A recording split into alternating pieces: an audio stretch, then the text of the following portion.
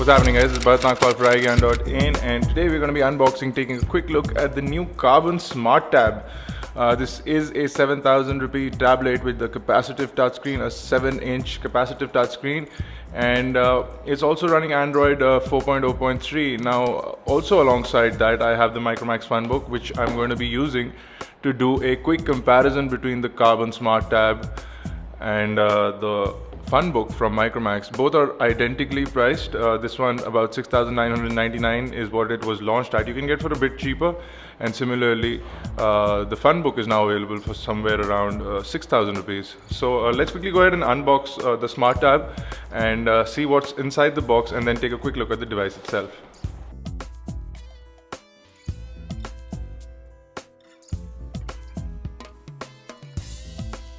So in terms of packaging, both the tablets have totally different packaging. The Micromax Funbook had a really unique design of packaging, but this one has a standard square box which should have all the tablet components on the inside. On the back of the box are key features that have been listed, and I'm going to tell you all those features once I do unbox the tablet. So that's the box inside the box, and as soon as you open that up, on the top you will see the Karbonn Smart Tab, which is over here. I'm just going to put this aside for the time being and see what's inside. So over here you can see it says Android 4.0.3, and if I go into the insides, we have a USB to mini USB charging data syncing cable. We also have a converter which is similar to the one we saw on the Funbook. So this is a mini USB to USB female converter. This is to attach dongles. So it does support a lot of 3G dongles, and we'll talk about that when we do. You do have the standard charger. So this is the pinhole charger for the tablet, and you do have a screen protector in there as well, so which is really nice. And this one seems like an anti-glare screen protector, which is a great add-on to include for a tablet. And we have the user manual, fairly nicely printed as well. And this is the hands-free kit for the Smart Tab. So really standard earphones in the Smart Tab box. They actually look like Apple earbuds if you ask us. They are quite identical to those. And you also get these add-on dust covers over the ear tips. So these sponge covers for the ear tips. There is no online microphone, or there is no inline microphone. So these are just headphones or earphones inside the packaging. And then you have the warranty card and the service center list, which is also inside the box. So I'm going to quickly get rid of all these things and see if we have some charge left in the Smart Tab, and power it on. Okay, so let's take a closer look at the Karbonn Smart Tab. Now, in the front of this tablet, we have some sort of protection cover on it. I'll see if I can get rid of that. Okay, so on the front of the tablet, you have a 7-inch 480 by 800 pixel resolution display. We do have a front-facing 2-megapixel camera as well, and nothing else on the front of the tablet. There's nothing on the bottom or the right-hand side of the tablet as well, but on the top over here, you have the power button, the menu button, the home button, and the back button, all located over here.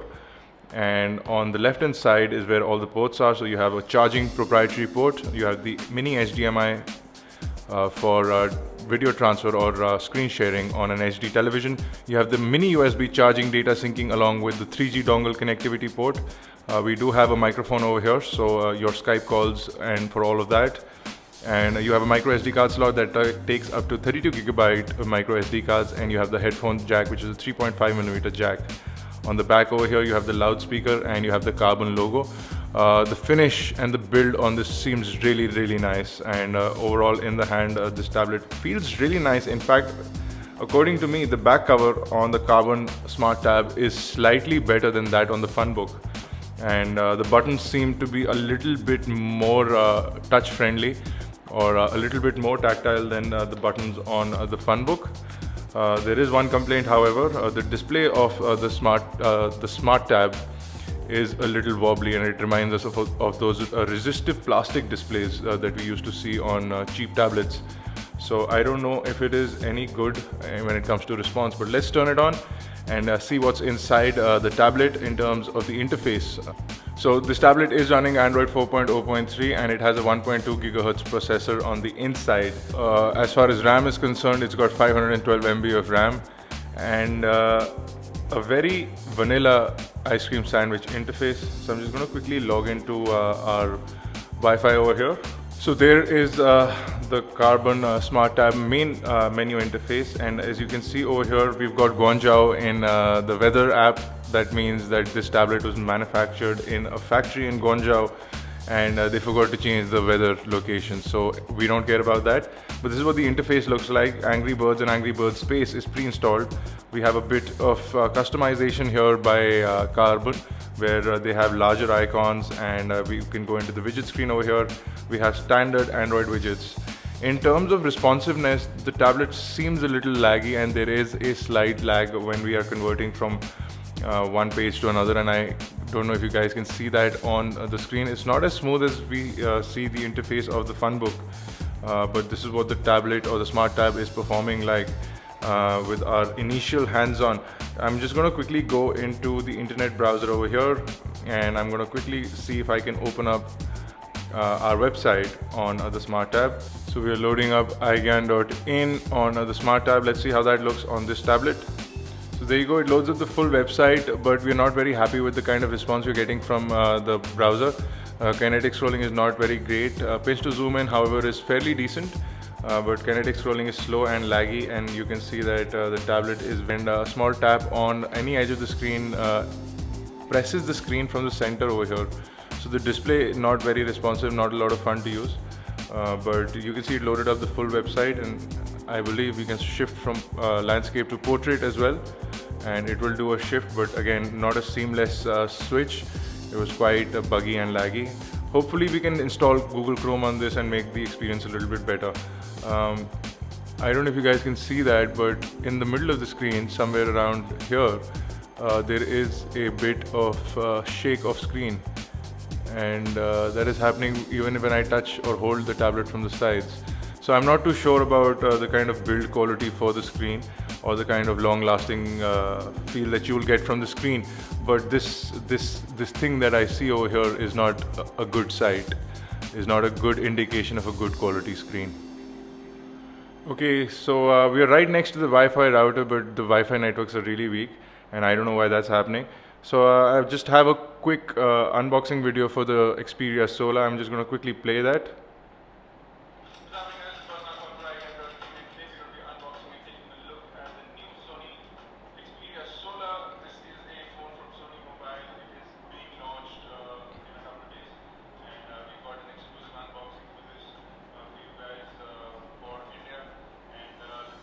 So video streaming seems pretty alright, the screen also seems pretty alright, the speakers are loud, but there is no volume control externally, and which is quite a disappointment, because the buttons that were supposed to be volume rockers are actually menu and home buttons. So if I decrease the volume, it's actually going to come back to the home screen. So we have on-screen volume buttons over here, but they may or may not be that great while you're watching video. So if in case you need to mute or unmute, you'll have to come back to the home screen and then use these buttons. So these are the couple of hands-on indications that we see. Maybe we can change the settings for these buttons and make them into volume buttons. I'm not too sure about that. But let's do a size comparison. Both the tablets are identical in size.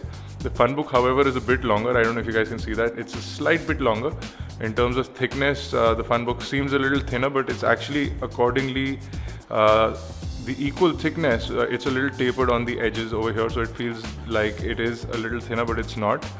The tablet or the Smart Tab is almost identical. We do, however, like the kind of build quality on the back cover compared to that we saw on the Funbook, and in fact the front bezel on this and the sides seem a lot more robust. The display, like I said, there was a fault in the display that I showed you guys, and I'm not too happy about that.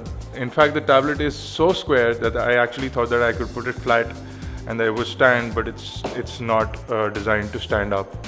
So that's a disappointment. They could have actually made it as flat as the Xperia S, so that it would have stood up, and that would have been a great feature for the tablet, especially if you're watching video. So Both the devices, the Funbook, the Smart Tab, side by side, both of them run Android 4.0.3.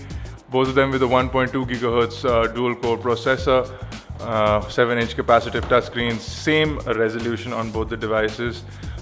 They do support 3G via an external dongle attached to the USB port over here, and both of them have an HDMI out. Both of them have a proprietary charger.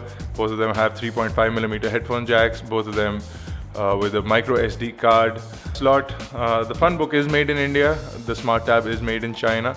The speaker is located on the back in both the devices. So more or less identical devices. Price range is also identical in terms of both the tablets are in the price range of about 6,000 to 7,000 rupees. And we'll be doing a full review of the Smart Tab, and we'll be coming out with a comparison between this and the Funbook, which is going to be 2 different videos, and we'll tell you which one we prefer by the end of that whole journey, and then you guys can decide. So stay tuned for the full review and the comparison video. For more unboxing videos, reviews and tutorials, log on to iGyaan.in. If you have any questions or queries regarding the Smart Tab, you can leave them in the comment section below or on Facebook, Twitter, Google+. The links to those are on the video right now, and we'll try and cover them up in the full review. Do subscribe to our YouTube channels, youtube.com/iGyaan, youtube.com/iGyaanTV. And for more unboxing videos, reviews, tutorials, and tech news, log on to iGyaan.in. This is Bharat Nagpal for iGyaan Networks. Thank you guys for watching.